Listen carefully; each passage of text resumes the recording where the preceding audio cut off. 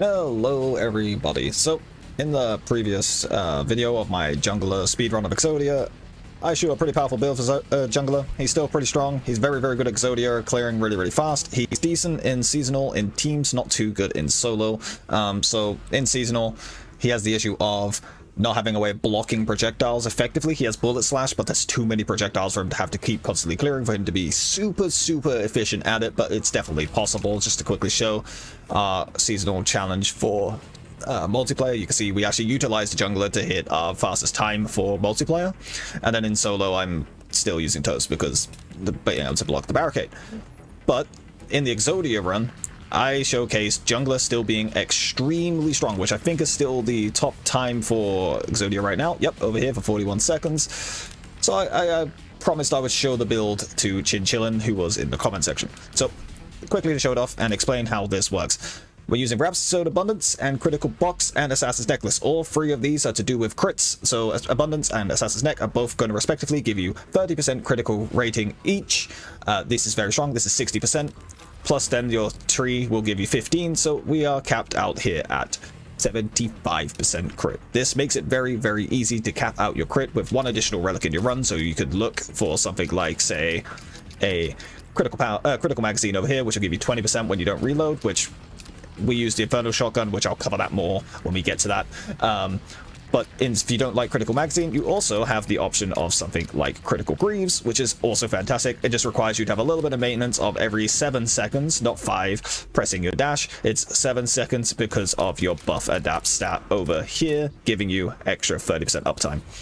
On top of all this, Critical Box is a very strong critical damage relic. It is sunset, so it will not appear in your runs anymore. This means it's not clogging our pool, but also it means that people won't be able to replicate it. If you don't have this, you can just instead take it out and run any of the other strong critical damage relics. So like Critical Power Magazine over here, we have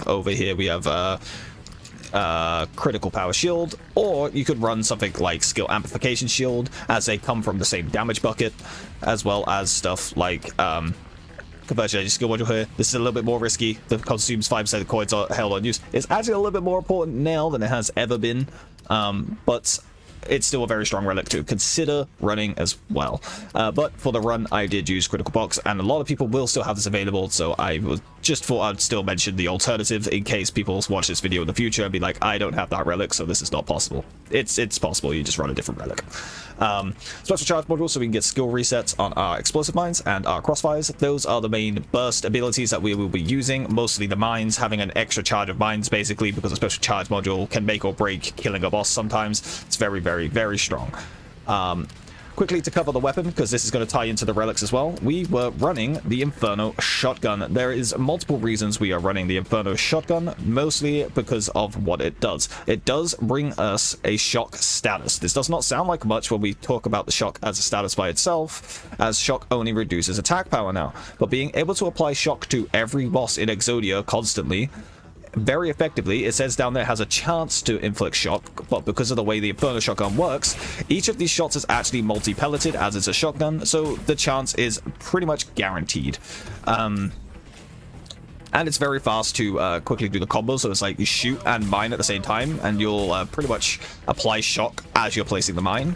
It's very handy. But the reason why that is so strong is because of this relic. This is the only status relic still left in the game. Every other, well, there's also Bleed Target, but we don't talk about that because it's Bleed.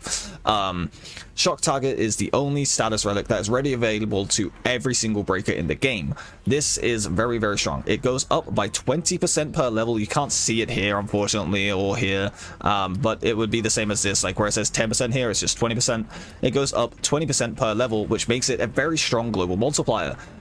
Being able to just have this readily available to you by using the Inferno Shotgun is just going to tremendously increase your DPS threshold when you're able to weave this into your relics when you pick them up, and it appears quite often in Exodia. It's quite easy to get 2 to 3 levels of shock target just from picking them up within the run. That's the main reason we are using it. Other strong relics to consider are your typical skill power relics like Exodia Power Chip, any of the new tier 4 relics, which I can't showcase here, but have the same color as this Poison Greaves over here.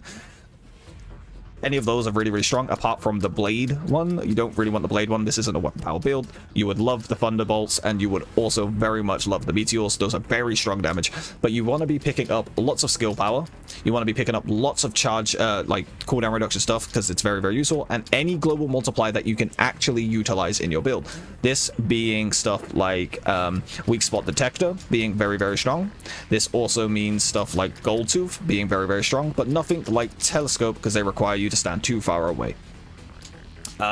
This is a very, very risky build. This does require you basically to never get hit. If you lose abundance, your damage drops tremendously. A safer alternative to abundance is to take off abundance. This does drop your crit by 10% doing this, so bear that in mind. You'll have to find a second relic if you want the 100% guarantees, but then throw on critical grieves. This is gonna, instead, when you dash, put you up to 65 instead of 75, but you do have that assurance of if you get hit, you're not missing out on damage.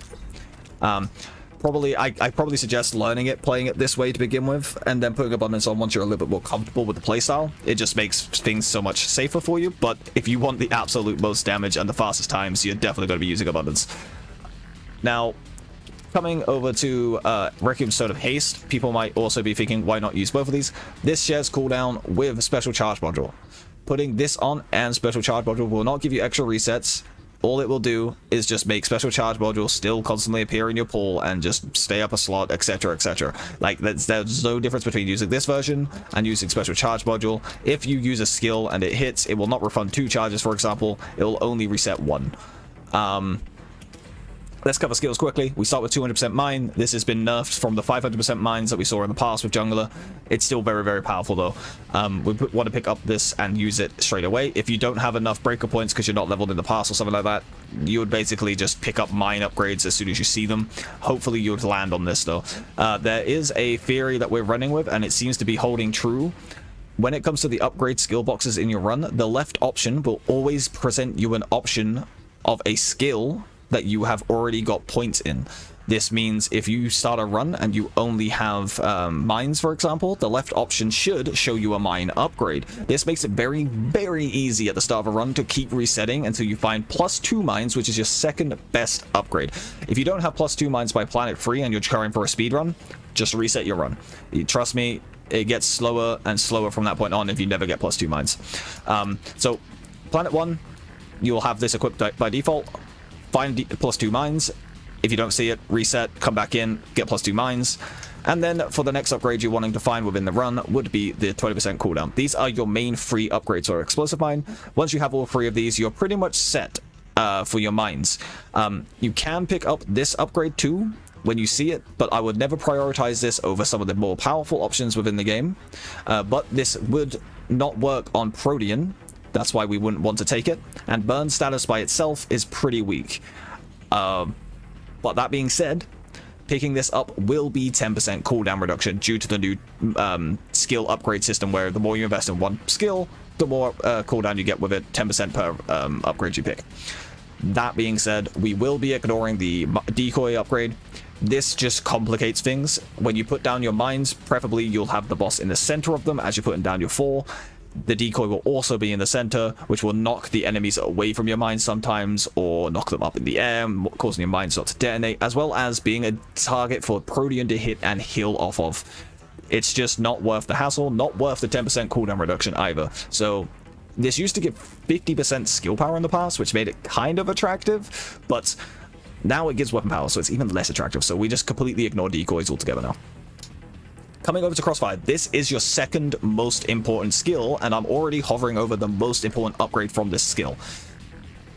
You would want to pick up this, so your priority will be mine upgrades, so these 2, and then straight away after you've got these 2, if you see this, pick it up. It is very, very strong. It will make it so you just have 100% increased skill power on every single ability, including your mines. This is very, very, very powerful. After this though, then your cooldown reduction thing here for mines will become a higher priority over this. But after that point, once you've got those 3 mine upgrades and you found this, your next best upgrade is going to be the 100% skill power, followed by the ×2 projectiles. These are the only 3 upgrades you really care about from Crossfire. Now, these 2 aren't exactly terrible. The extra cooldown is quite nice. the immunity to all status effects can be quite nice for any poison effects or burns that you might accidentally step in. The attack speed is not relevant, but these do give 10% CDR as well, respectively, so these aren't a terrible pickup either. When it comes to the dash upgrades, we don't care for any of them. They've removed the idea of this resetting your crossfires, so it just has no value to you anymore. And then on the burning slash update, the bullet slash upgrades, none of this matters either. The 200% damage for bullet slash on a skill that already hits for nothing is just practically terrible.